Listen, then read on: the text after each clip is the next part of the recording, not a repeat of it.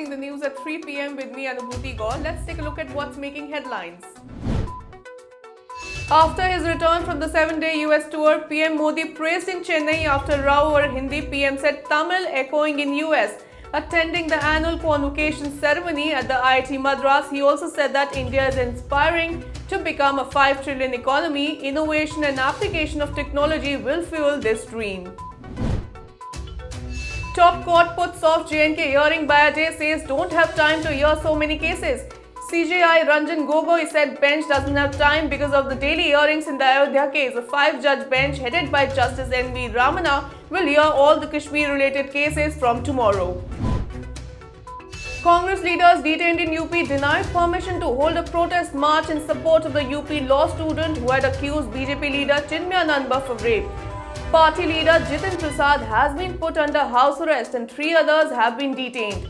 Dramatic pictures show Congress workers being lifted by policemen and taken away. The Congress leaders wanted to march from the town of Shahjahanpur to Lucknow in solidarity with the students. The police have also blocked the borders of Shahjahanpur district.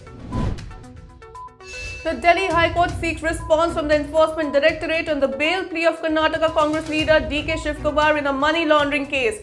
Court issued notice to ED and asked it to file a status report and listed the matter for further hearing on October 14th. Shivkumar approached the High Court challenging the trial court's order denying him bail.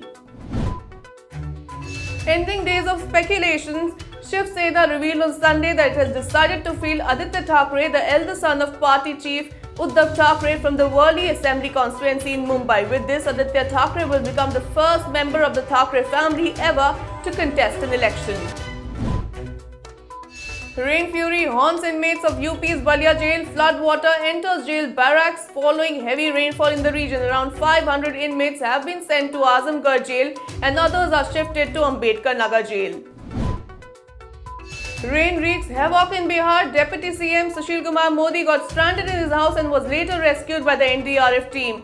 Normal life completely disrupted, 27 dead after many parts of the state remain flooded. Weather department warns of heavy rain across 24 districts in the next 24 hours. All schools in Patna closed due to incessant rains. 19 NDRF teams have been deployed in the flooded parts of Bihar, while UP has witnessed more than 80 rain-related deaths in the last 5 days.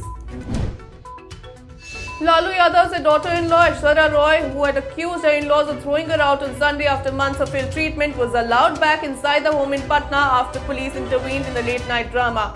Aishwarya made several serious allegations against her in-laws that she was denied meals, tortured and thrown out.